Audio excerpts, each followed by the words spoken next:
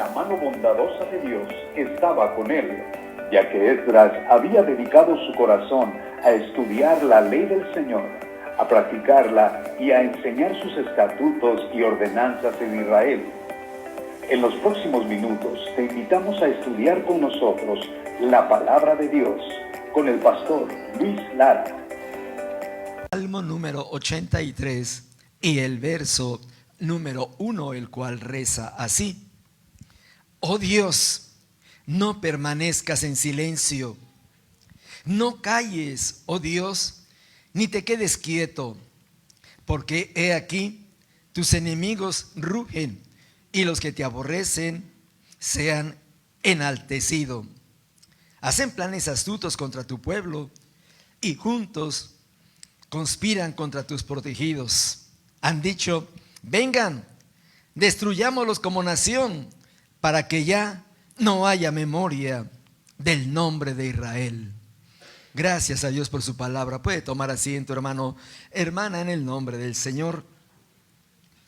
Parece que este salmo, cuando menos el verso número 4 del salmo número 83, queda muy acorde a lo que está pasando en estos días, en la guerra que está aconteciendo allá en el Medio Oriente.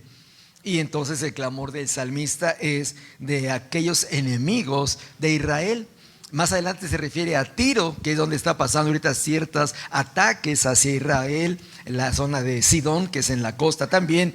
Y dicen: destruyamos como nación para que ya no haya memoria del nombre de Israel. O sea, una actitud de acabar con el país de Israel, destruir de hecho la memoria del país.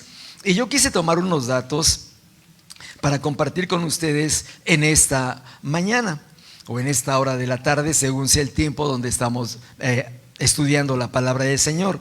La primera pregunta que yo me hago, y se la haré a usted también: ¿por qué subsiste el pueblo de Israel hasta este día? ¿Por qué subsiste? Alguien dirá: porque tiene buen armamento, porque grandes científicos han surgido de ese país, y hay muchas formas de decir el por qué subsiste este pueblo hasta este día. Lo primero que yo entiendo, en el libro de Génesis, el Señor escogió a este pueblo. Él lo escogió. Está muy claro cuando Dios dice que Él escoge a Israel. Y para que no tenga duda, léalo conmigo en el capítulo 12 y verso 2 del libro de Génesis. Génesis capítulo número 2 y el verso número 2. Si me oye que hablo muy despacio y muy tranquilo, tengo la garganta muy lastimada y quiero, sin necesidad de alzar la voz o de gritar, poder darme a entender con ustedes.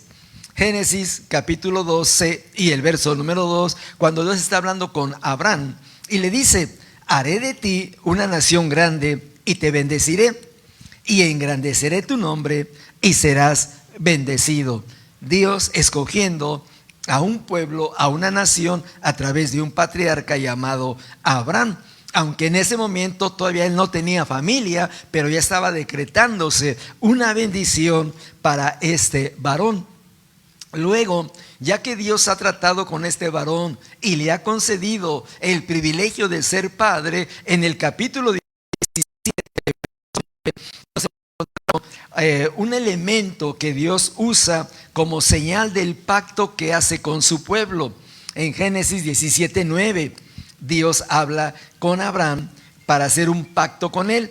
Y le dijo además Dios a Abraham: tú pues guardarás mi pacto, tú y tu descendencia después de ti por sus generaciones. Era un pacto que iba a guardar Abraham, sus hijos y todas las generaciones subsecuentes hasta hoy en día. ¿Y cuál es ese pacto? Verso número 10. Este es mi pacto que guardarás que guardaré entre yo y ustedes y tu descendencia después de ti. Todo varón de entre ustedes será circuncidado. Hay una señal, la circuncisión. Verso 11, será circuncidado en la carne de su prepucio, y esto será la señal de mi pacto con ustedes. Y aquí es una de las señales que está cumpliendo el pueblo de Israel. ¿Qué le dijo el Señor al pueblo? Todo varón que nazca lo van a circuncidar. hasta hoy en día, una de las características de la obediencia, entre comillas, que tiene el pueblo de Israel para con el Señor es la circuncisión. Cada niño que nace a los 8 días se practica la circuncisión, donde lo hacen en la sinagoga, el rabino lo hace. Se hace una ceremonia, se hace un rezo, una liturgia, y entonces ya el niño entra al pacto que Dios pidió hacer con su pueblo, empezando por Abraham y toda su descendencia. ¿Qué otra cosa ha permitido o ha promovido o ha dejado que Israel permanezca hasta ahora, a pesar de ataques, de luchas y de tantas cosas que vienen en su contra? Bueno, Deuteronomio capítulo 6 y el verso número 4. Deuteronomio en el capítulo número 6 y el verso 4 es un versículo que todos conocemos de memoria, el cual dice de la siguiente manera: escucha, oh Israel, el Señor nuestro Dios, el Señor uno es. Para Israel no hay más dioses más que el Creador.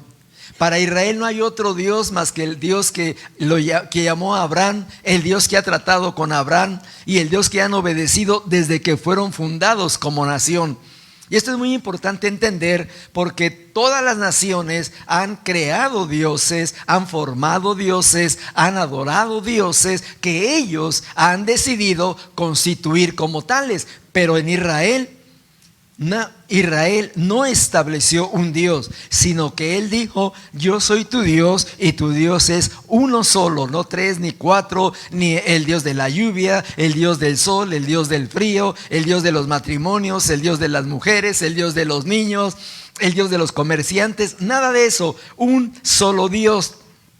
E Israel lo sigue obedeciendo hasta hoy en día.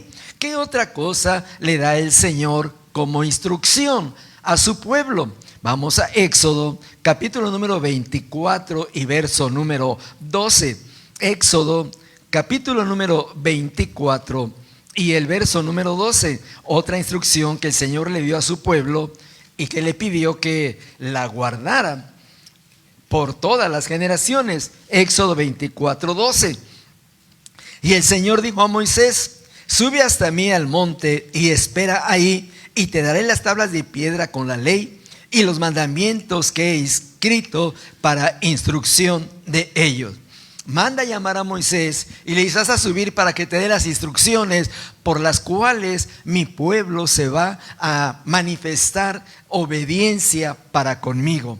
Entonces, en Deuteronomio capítulo número 31 y el verso número 24, vemos también aquí cómo Dios está tratando respecto a la palabra que instruyó a su pueblo.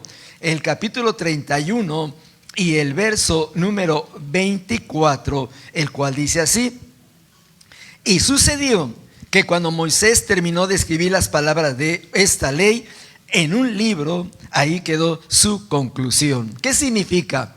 Cuando Moisés termina de escribir las instrucciones, los mandamientos del Señor, ahí quedaron, sin quitársele ni ponérsele nada, absolutamente. Ellos obedecen fielmente a la instrucción del Señor, totalmente.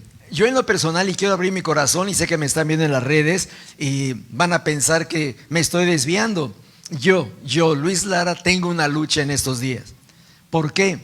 Porque el Señor dice acerca de guardar un día en especial, y yo estoy batallando con eso, porque sé, y no me tomen a mal, pero para mucha gente que no han madurado espiritualmente, lo toman como que quiero cambiar la enseñanza de la palabra, que quiero cambiar la doctrina, etcétera. Es una batalla por mí, repito, de mi persona, para obedecer a la palabra del Señor.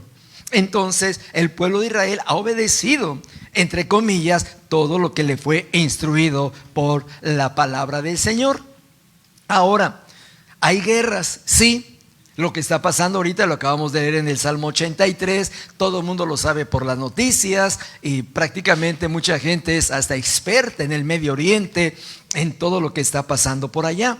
Pero aquí hay una cosa: Deuteronomio capítulo 28, venga conmigo por favor, Deuteronomio capítulo 28 y el verso número 15. Deuteronomio capítulo número 28 y el verso número 15. Ya el Señor le dio al pueblo de Israel las instrucciones, la palabra, para que la obedezca, la ponga por práctica y por consecuente sea bendecido ese pueblo. Ahora, Deuteronomio capítulo Deuteronomio 31, 24 dice así: y el Señor hará que la lluvia de tu tierra sea polvo y ceniza, y descenderá del cielo sobre ti hasta que seas destruido. Aquí viene un punto. Israel tristemente desobedeció al Señor en muchas áreas y en muchos aspectos. Entonces el Señor claramente le dice: en lugar de que tengas la lluvia, la promesa que hay para tu tierra, para ti, va a descender ceniza sobre tu tierra hasta que seas destruido. O sea, que habla Dios de destruir a un pueblo que Él escogió. ¿Pero por qué? Porque Él estaba desobedeciendo. Si tú desobedeces a la instrucción de tu Dios, estamos arriesgándonos a ser destruidos. Ahora, no solamente para Israel, para nosotros como creyentes en el Señor, cuando desobedecemos a su palabra, corremos un riesgo terrible: ser destruidos. ¿Por qué? Por nuestra desobediencia a su palabra. Entonces, aquí había el punto: destruir a un pueblo que ha desobedecido a la palabra del Señor. Ahora, leímos que el Señor dice: tu Señor es uno, no hacernos dioses, no tener imágenes, de acuerdo a lo que escribió Moisés en las tablas de la ley. Y quiero que pongan atención: no estoy en contra de Israel, quiero analizar bien a Israel, porque hoy en día mucha gente se sienten más israelitas que Abraham, se sienten más israelitas que todo lo que pasa allá en Israel.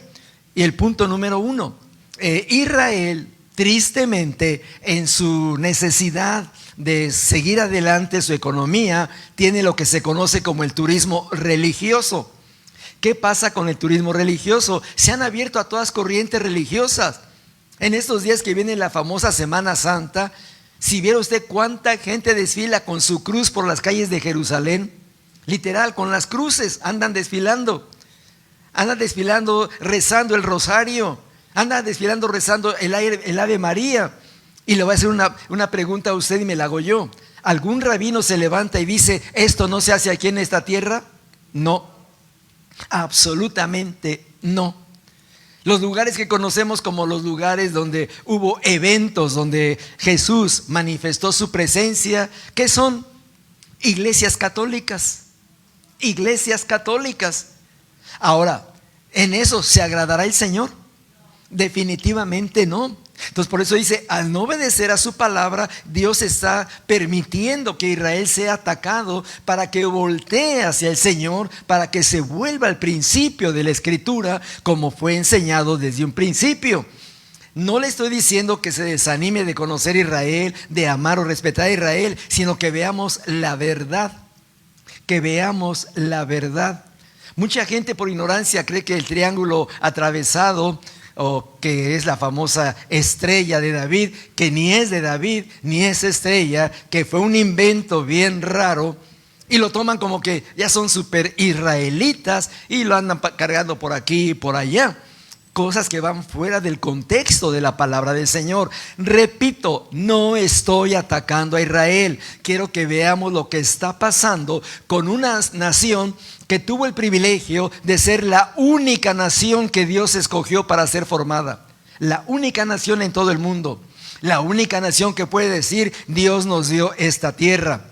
Entonces, para que no se me malentienda, no estoy atacando a Israel, no estoy en contra de Israel, estoy analizando lo que está pasando a Israel por su desobediencia a la palabra, y que lo acabamos de leer en Deuteronomio capítulo 31 y verso 24, que iban prácticamente a tener problemas desde la siembra de lo que quisieran ellos cosechar más adelante. Ahora quiero que vengan conmigo, por favor, al segundo libro de Reyes, el capítulo número 24, el verso número 10. Segundo libro de Reyes, capítulo 24, y el verso número 10. En aquel tiempo, los siervos de Nabucodonosor, rey de Babilonia, subieron a Jerusalén y la ciudad fue sitiada. Nabucodonosor, el que en Babilonia mandó construir los jardines colgantes y las maravillas del mundo antiguo, lo que ya hemos hablado muchas veces, el hombre orgulloso, el hombre seguro de sí, el hombre que quería lo mejor para sí. Cuando usted lee el libro de Daniel, en el capítulo 1, dice que de los deportados mandó escoger a los más guapos, a los que tenían mejor presencia física, a los que tenían mejor entendimiento, a esos escogió. Señal de que yo no calificaba para nada. Ese era el carácter de Nabucodonosor. Ese era el carácter de este rey allá en Babilonia.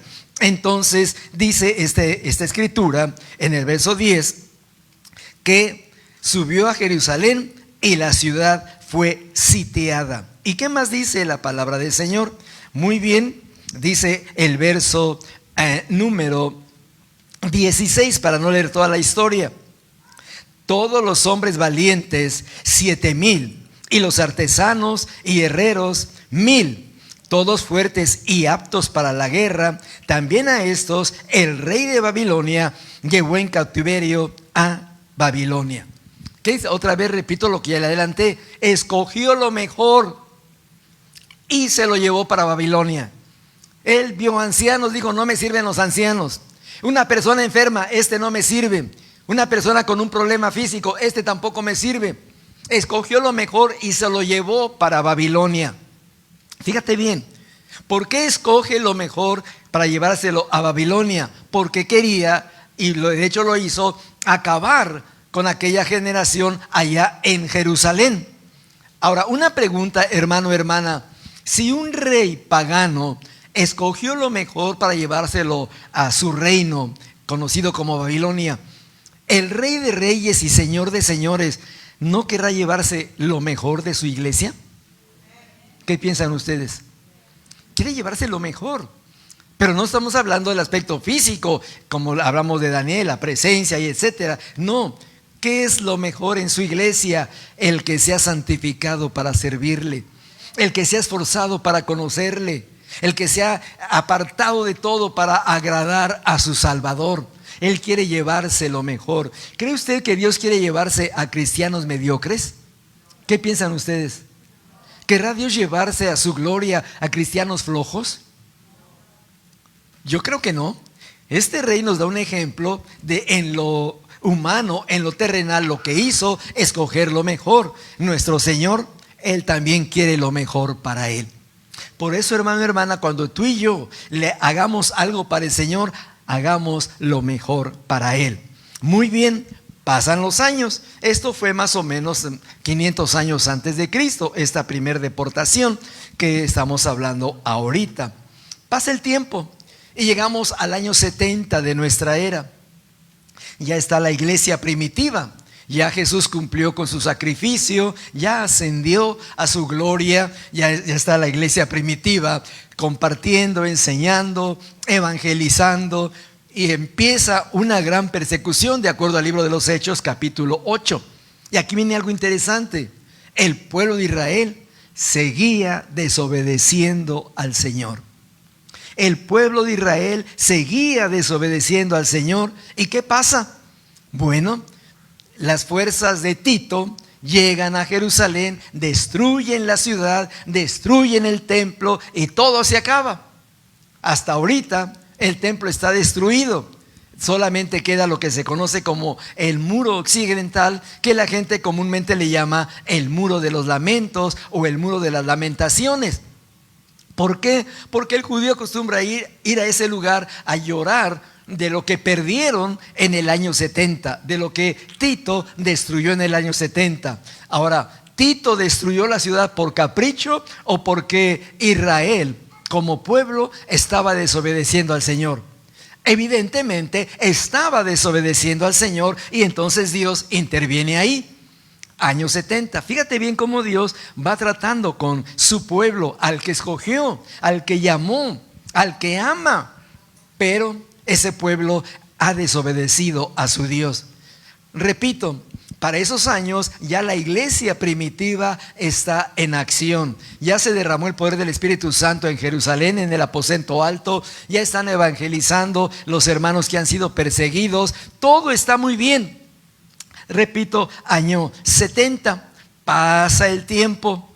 Y escucha esto.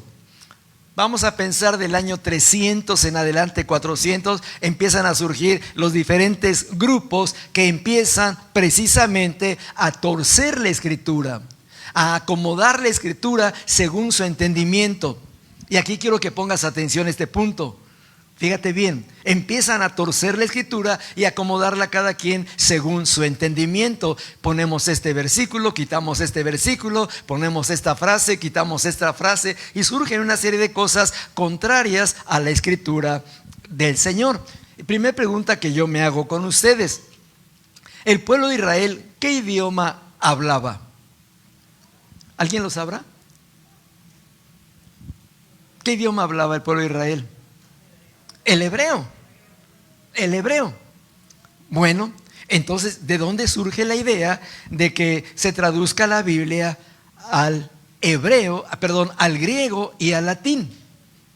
¿De dónde surge la idea? En esas traducciones se viene perdiendo el concepto original del mensaje de parte de Dios. Pongan atención, yo sé que esto es muy aburrido para ustedes, hermanos, pero es para entender cómo Dios está tratando con Israel y el trato que hace Dios con su iglesia, con nosotros. A veces no entendemos por qué tengo este problema, por qué tengo esta dificultad, por qué me quedé sin trabajo, por qué batallo con mis finanzas, en muchas cosas. ¿Sabes por qué? Porque Dios está tratando con nosotros porque nos ama. Porque Él ha visto que nosotros no estamos obedeciendo a su palabra. Hablo como iglesia en general. Y el primero que trata es conmigo. ¿Estás obedeciendo a mi palabra? Quiero tratar contigo. ¿Estás obedeciendo? ¿Estás respetando mi palabra? ¿Estás honrando mi palabra? Ahí es donde Dios empieza a hablarnos a nosotros como lo ha hecho con el pueblo de Israel. Ahora escucha bien, ¿hasta dónde ha llegado la confusión de la palabra del Señor? Que te voy a platicar esto que surge aquí. Llegamos al año 1500 promedio, para no meterme más lejos, ni más antes ni después. Surge un sacerdote llamado Martín Lutero y él dice: no estoy de acuerdo con Roma, porque era el grupo que desde el año 300 se había adueñado, entre comillas, de la palabra del Señor y la había acomodado a su manera. Surge Martín Lutero y dice: no estoy de acuerdo con Roma. Y entonces, ¿qué hace Martín Lutero? Forma la iglesia luterana. Pongan atención. Martín Lutero forma la iglesia luterana cuando se enoja con Roma. Muy bien, ya se formó la iglesia luterana. Entonces comienza lo que se conoce como la reforma de la iglesia. Y entonces un hombre que acostumbraba a escuchar a Martín Lutero, a leer los escritos de Martín Lutero, llamado Juan Calvino, ¿qué cree? Pues se enojó con Lutero y dijo: no, yo voy a formar mi iglesia, y forma la iglesia reformada calvinista. Vean viendo. Forma la iglesia reformada calvinista. ¿Y qué sucede, hermanos? Bueno, para esos años, un hombre llamado Enrique VIII, rey de Inglaterra, dice: me quiero casar. Pero como Roma controlaba lo social, lo político y lo económico, dijo: no te puedes casar. Y el rey dijo: ¿cómo que no, si soy Enrique VIII? Y formó su iglesia, la iglesia anglicana. Ve cómo se van formando las diferentes iglesias y denominaciones. Entonces Enrique VIII forma la famosa iglesia anglicana. Pasa el tiempo y entonces un hombre llamado John Smith se enojó precisamente con la iglesia anglicana allá en Inglaterra. ¿Y qué creen? Formó la iglesia bautista. Ahora voy a entender cómo se fueron formando las denominaciones. Por eso le pido, ponga atención. Suena aburrido, pero decimos: ¿y dónde empezó tal grupo? Aquí estamos entendiendo la historia de la iglesia. Se la está dando muy abreviada, muy abreviada. Nada más para que vea cómo se fueron formando las denominaciones. Entonces, ya que John Smith se enojó con la iglesia de Calvino, pues formó la iglesia bautista. con Inglaterra forma la iglesia bautista. Y más adelante, ¿qué creen? Un hombre llamado William Miller, él dijo: yo ya me enojé con los anglicanos. Y se enojó con los anglicanos y formó la iglesia adventista. Se forma la iglesia adventista. Y surge una dama. Estoy hablando del año 1870. Elena G. de White. Dice: está simpática la enseñanza esta. Y él formó la iglesia adventista del séptimo día. Cómo se van formando las denominaciones que hoy vemos en derredor de nosotros cuando vamos por la calle y vemos diferentes nombres de iglesias, para que veas cómo se formaron. Hablo a grandes rasgos, Entonces se forma la iglesia de los adventistas del séptimo día por la señora Elena G. de White, repito, año 1870 más o menos. Luego de ahí, ¿qué creen? Un hombre llamado Charles Russell dice: ya me enojé con doña Elena. Ya no quiero nada con doña Elena. Y entonces, ¿qué hace este hombre? Pues forma una iglesia que se llama Los Testigos de Jehová. Fíjense bien, ahora surgen los Testigos de Jehová. Ya está este grupo formándose y va creciendo. Entonces, luego viene otro hombre, dice Joseph Smith: yo ya no quiero ser testigo de Jehová. Muy bien. Y como ya no quiere ser testigo de Jehová, entonces él forma una iglesia que se llama la Iglesia de Jesucristo de los Santos de los Últimos Días, los mormones. Si ustedes analizan bien lo que estamos leyendo ahorita, o le estoy compartiendo ahorita, ¿se han fijado que cada denominación es producto de una división? ¿Es producto de que alguien no se supo someter a una autoridad? Así empezaron las denominaciones. Repito, lo estoy compartiendo someramente, muy por encimita. No me voy a meter más adentro, ni puntos doctrinales, sino cómo cada líder formó su propio grupo. Bueno, ya Joseph Smith formó la Iglesia de los Santos de los Últimos Días, conocidos como los mormones. Y luego, ¿qué pasa? Pues un mormón se enojó y dijo: yo me bajo de la carreta, yo ya no llego hasta Utah, yo me voy a otro lugar. Y este hombre llamado John Wesley forma la iglesia metodista. ¿Qué les parece? Ahí surge la iglesia metodista. Y después, ¿qué creen? Pues surgió la iglesia pentecostal. Y de la iglesia pentecostal, ¿qué creen? Ya todo el mundo tiene su ministerio. Ahorita en cada esquina hay un ministerio, una iglesia, que el profeta fulano, ¿cómo se llama? El apóstol perengano, el sacademonios tal, y todo mundo ya tiene ministerio y ahora son internacional. Y entonces ahora ya no le ponen un nombre así, ahora le ponen un nombre hebreo para que suene más cool. O tal vez para que suene más pegado a la escritura ordenada por el Señor. Ahora, fíjese bien cómo se han formado todas las diferentes denominaciones. Ahora usted me preguntará: oiga, usted predicador, usted que dice que es predicador, que está aquí hablando en este momento, ¿y usted de qué denominación es? De ninguna. De ninguna. ¿Por qué? ¿Por qué no hay denominación? Porque el Señor Jesucristo dijo, cuando Pedro habló acerca de su fe, le dijo el Señor Jesucristo: tú eres Pedro, y sobre esta confesión de fe, edificaré mi iglesia, no mi denominación. Hello. Él nunca dijo se van a formar denominaciones. Él dijo voy a formar una sola iglesia. No dijo voy a formar diferentes iglesias para que cada desvelado que tenga ganas de empezar a predicar rente un local ahí y le ponga ahí Ministerio Internacional, donde llegan los salvados, los redimidos y los únicos que se van a ir al cielo.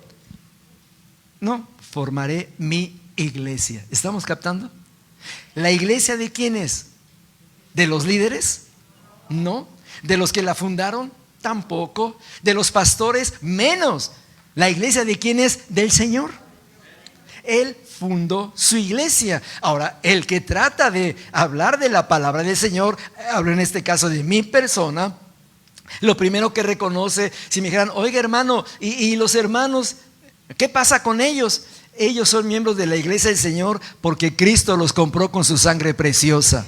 Estos hermanos que usted ve ahí sentados delante de mí no vienen por mí, vienen porque aman a Jesucristo, porque están agradecidos con Jesucristo, porque honran a Jesucristo, porque le cantamos a Jesucristo, porque nos humillamos delante de Jesucristo, porque la iglesia es de Jesucristo. La iglesia es de Jesucristo. ¿Estamos captando? Ahora, apréndanse esto, hermanos, por favor, porque erróneamente, por no decir ignorantemente, ¿qué decimos? La iglesia del pastor fulano. ¿Ha oído esos dichos? La iglesia del pastor perengano. Perdónme y lo voy a decir abiertamente. Quien dice la iglesia del pastor fulano está diciendo, no conozco la Biblia. No sé lo que dice la Biblia. La iglesia no es de ningún pastor. La iglesia es de Jesucristo. El pastor es el encargado de ministrar, de atender, de cuidar de ese rebaño. Pero el dueño del rebaño se llama Jesucristo. El que pagó por ese rebaño se llama Jesucristo. El que derramó su sangre se llama Jesucristo. El que murió por la iglesia se llama Jesucristo. El que resucitó por la iglesia se llama Jesucristo. El que viene por su iglesia se llama Jesucristo. Entonces, ¿de quién es la iglesia? De Jesucristo, Rey de reyes y Señor de señores. De Él es la iglesia. Entonces, ¿por qué se forman tantos grupos? Porque el hombre en su naturaleza pecaminosa, el orgullo y la vanidad. ¿Y por qué me voy a someter a este grupo? ¿Por qué me voy a someter a este? Y forman su propio grupo. Simplemente somos tan necios, hermanos. Me dicen, hermano, haga esto. ¿Y por qué? Yo lo hago a mi manera. Pero mire, hermano, así en este orden. No, yo lo hago de esta manera. Bueno, ese tipo de pensamientos es lo que ha provocado esa diversidad de gente que se ha autonombrado de diferente forma a ser llamados como iglesia del Señor. Ahora, ¿qué ha pasado con Israel? ¿Qué ha pasado con Israel? Es la pregunta que yo me hago.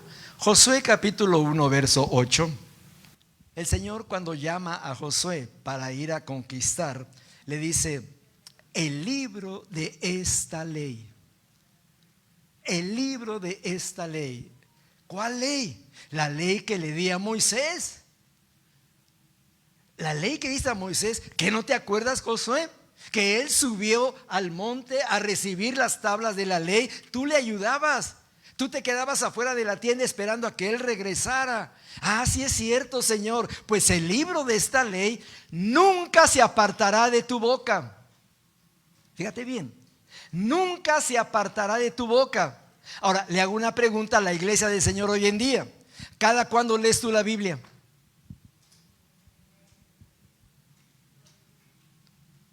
Perdón, ¿es culto o velorio? Que nos quedamos callados. ¿Cada cuándo lees la Biblia, Tere? A saber vos, ¿cada cuándo lees la Biblia? ¿Cada cuándo lees la Biblia? Fíjate bien, quiero enfrentarte, hermano, porque esa es una cosa que sinceramente le habló Dios a Josué. ¿De qué sirve que hablemos de Josué y que cayeron los muros de Jericó si no hacemos lo que el Señor le dijo a Josué que hiciera? El libro de esa ley nunca se apartará de tu boca. Ahora escúchenme bien, porque hay gente que dice, te voy a poner en disciplina y vas a leer la Biblia 1 hora todos los días. Perdóname, ignorante. Dice, nunca se apartará de tu boca. No dice, la vas a leer cuando te pongan en disciplina. Fíjate bien, nunca se apartará este libro de tu boca. Antes, de día y de noche, meditarás en él. ¿Qué significa meditar? Ponerme en flor del loto y empezar ¿eso es meditar? No. Leo la palabra, la cierro y empiezo, Señor, ¿qué dice tu palabra? Por favor, enséñame, dame el entendimiento, dame la capacidad de absorber tu palabra. Empiezo a meditar en ella. No tengo que leer toda la Biblia. Con un versículo que tú leas todos los días, te sientes a meditarlo y pedir el Espíritu Santo, háblame, Señor, revélame, ¿qué me dices con este texto? ¿Qué me dices, Señor, con tu palabra? empiezas a meditar en ella, le dijo el Señor a Josué, antes de día y de noche meditarás en él. Luego, ¿ya la leíste? ¿Ya meditaste? Ahora harás conforme ahí está escrito. Vas a hacer lo que dice la palabra. Vas a hacer lo que dice la palabra. ¿Qué significa? La iglesia de hoy en día, ¿qué tiene que hacer? Obedecer a la palabra. Tenemos que obedecer a la palabra. Pero como han surgido las denominaciones que ya le he hablado entre tantas, no, hermano, esto no es para ahora. No, esto es para ayer. Esto es para antier. Esto es para los de aquel lado. No, esto que lo hagan los salvadoreños. No. Esto que le quede a los nicas. Sí, los mexicanos para esto. No, Señor. La palabra es para todo aquel que se ha humillado a Jesucristo. Eso es importante entenderlo. Por eso le hablé de algunos grupos que se han formado y cada uno ha acomodado la escritura a su manera de pensar. Entonces dice, nunca se apartará de tu boca, de día de noche meditarás en él y harás todo lo que en ella está escrito. Harás todo lo que en ella está escrito. Y luego, ¿qué pasa cuando ya hice todo lo que está escrito? A saber. Entonces harás prosperar tu camino. Oh, ahí está la ley de la prosperidad. Sí, ahí está en la palabra la ley de la prosperidad. Obedeces a la palabra, medites en ella, harás prosperar tu camino.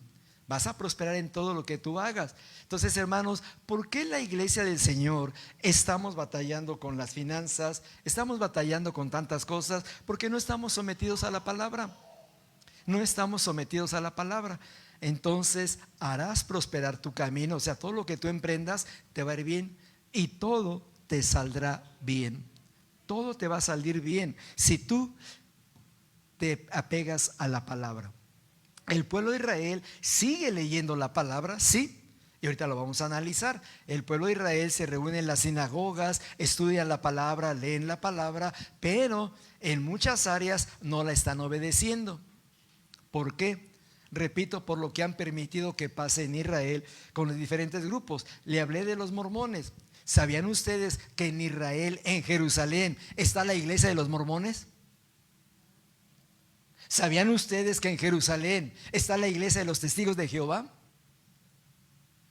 ¿Sabían ustedes que en Israel están las iglesias católicas también? Entonces, ¿está obedeciendo Israel a la palabra del Señor? No, absolutamente no. En un viaje que hicimos, hablaba yo con un hermano, un pastor que ama mucho a Israel y respeta al país, y me dijo el hermano, imagínese cuando Israel sea hollada por los gentiles. Le dije, hermano, ya está siendo hollada. Escucha bien lo que te voy a decir y te vas a espantar. Si tú quieres entrar a lo que se conoce como el Monte de los Olivos o el Monte de las Bienaventuranzas, Roma cobra por la entrada. Roma cobra por entrar ahí. Tú quieres entrar al lugar donde Jesús multiplicó o bendijo el agua y la convirtió en vino. ¿Qué creen? Ahí en Caná es una iglesia católica. Es una iglesia católica. Y te puedo decir tantas cosas. Está la Universidad de los Mormones en Jerusalén. Es el Centro de Estudios Bíblicos de los Testigos de Jehová en Jerusalén. Están los monasterios, los monjes allá en Jerusalén también. Repito, no estoy denigrando a un país o a una nación que Dios bendijo. Quiero que veas la realidad. Un país que no se ha sometido a la orden de su Dios, a la orden de su Creador. Entonces, ¿ha abierto las puertas a que le ataquen? ¿Qué piensan ustedes? Evidentemente sí. Ha abierto las puertas a los ataques que está sufriendo ahorita. Si usted se recuerda 3 años atrás, en aquel festival de octubre, lo que estaba pasando en ese lugar frente a la Franja de Gaza y el ataque que hubo, los muertos, etcétera. ¿Por qué? Por lo que estaban haciendo contrario a la palabra del Señor. La pregunta es, Y lo dije desde hace años atrás. ¿Por qué ningún rabino dijo esto que van a hacer es contrario a la palabra del Señor? ¿Por qué ningún rabino levantó la voz? ¿Por qué ningún rabino dijo nada? Pues porque los grupos que llegaron atrajeron a muchos jóvenes de muchas partes del mundo, de Europa y bastantes, y entró mucho dinero. No se espanten lo que le voy a decir. Pero a través de los profetas, voy a aclarar otra vez. ¿Estoy atacando a Israel? ¿Estoy atacando a Israel? Bueno, a través de los profetas, Dios le llama a Israel prostituta. Hermano, me duele porque yo amo a Israel. Me duele porque yo tengo la crucecita, el escudo de Israel. Me duele, hermano, me duele. Pues dile a los profetas que no le digan así.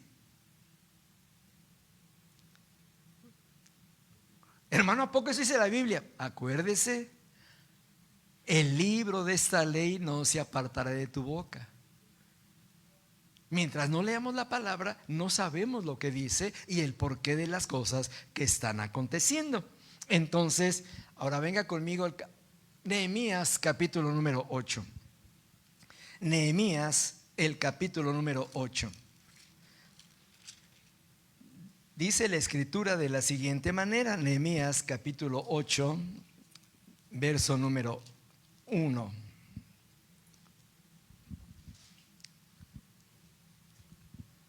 Fíjense bien, permita Dios que un día los cristianos evangélicos aprendamos estas escrituras. Se reunió todo el pueblo como un solo hombre en la plaza que estaba delante de la puerta de las aguas, y pidieron al escriba Esdras que trajera el libro de la ley de Moisés que el Señor había dado a Israel. Fíjense bien, ya Dios a través de Moisés dio la ley. Luego le dice a Josué: vas a conquistar pues este libro que no se aparte de ti. Muy bien, ahora Nehemías dice: Esdras, ven por favor, acá estamos todos unidos como un solo hombre. Todos estamos en el mismo sentir, en el mismo pensamiento. Sí, ¿qué va a pasar? Traigan el libro. ¿Qué significa? En una congregación donde hablamos o se nos habla de la palabra de Dios, punto número 1, ¿sabes por qué no aprendemos la palabra de Dios? Porque cada quien está en lo suyo. No estamos atentos a la palabra. Así, literal. Lo siento por los que andan texteando ahí mientras el predicador está hablando. ¿Qué están diciendo? No me interesa la palabra. Que diga, que se pase 1 hora, 2 horas, que siga hablando, al fin que yo nada más vine a hacer lista de presencia. Fíjate bien, esto es muy importante. Y esto es algo por lo que dice en la escritura, y lo voy a leer otra vez. Todo el pueblo estaba reunido, pidieron al escriba Esdras que trajera el libro de la ley de Moisés que el Señor había dado a Israel. ¿A quién le dio la palabra? ¿A Israel? ¿Sí? Ahora, ¿qué privilegio tenemos tú que sin ser israelitas tengamos la palabra del Señor? ¿Te das cuenta del privilegio que tenemos? Es una bendición. La palabra que le dieron a Moisés la tenemos nosotros, pero tristemente la menospreciamos. Tristemente la dejamos en segundo o tercer término. Qué triste que no valoramos la palabra del Señor. Entonces le entregan la palabra y vente conmigo rápidamente al verso número 2 de una vez. Fíjate bien. Entonces el sacerdote Esdras, fíjate bien, escriba y también sacerdote, trajo la ley delante de la asamblea de hombres y mujeres y de todos los que podían entender lo que oían. Era el primer día del mes. Esto es, una persona que entiende lo que oye debe de estar atenta a la lectura de la palabra del Señor. Una persona que entiende lo que oye debe de estar atenta a la lectura de la palabra del Señor. Bueno, entonces ahora sí me voy a pasar al verso número 3. Y leyó en el libro frente a la plaza que estaba delante de la puerta de las aguas, desde el amanecer hasta el mediodía. ¿Cuánto tiempo duró la lectura de la palabra?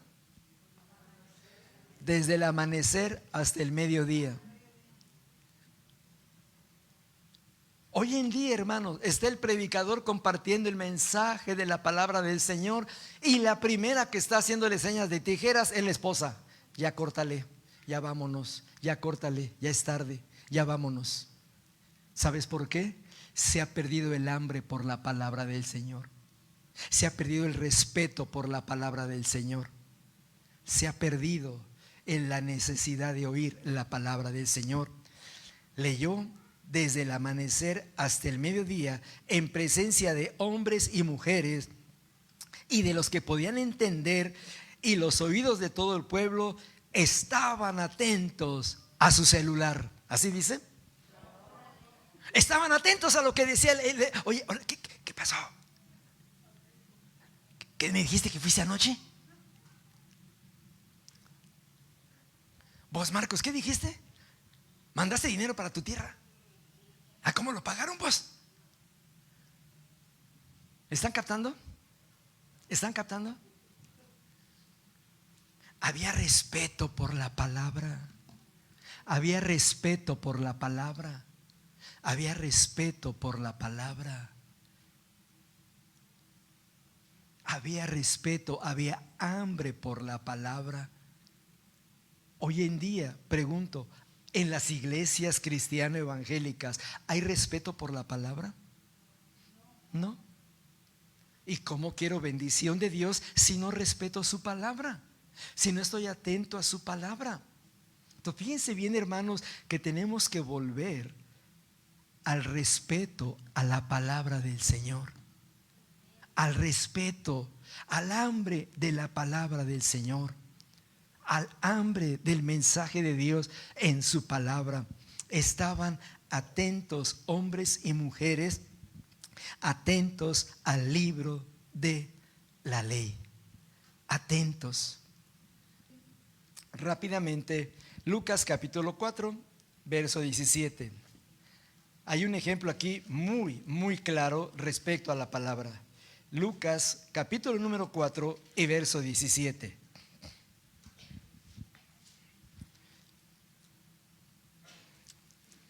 Para que nos quede claro, vamos a empezar con el verso 14. Lucas 4:14.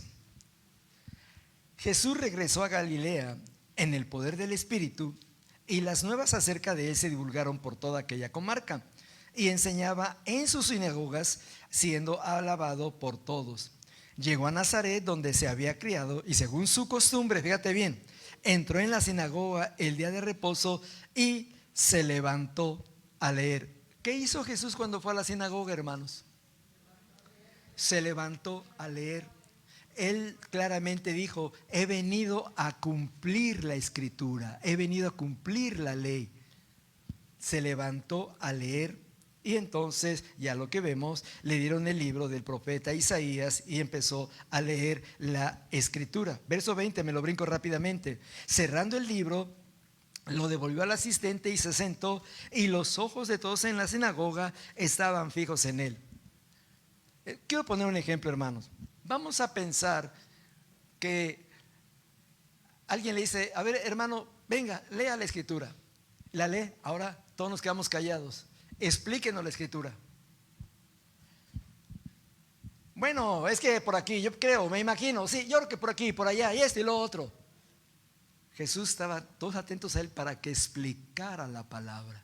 Es importante que quien lee la palabra tenga de Dios la gracia para explicar la palabra. Por eso hay tantos grupos que se han formado donde no hay palabra, porque no la saben explicar, porque no la han estudiado. Jesús obedeció asistiendo a la sinagoga y también leyendo la palabra. Quiero concluir con Isaías. Sí, el libro del profeta Isaías, capítulo número 56. Déjame ver, 55. Isaías, capítulo número 56 y el verso número 8.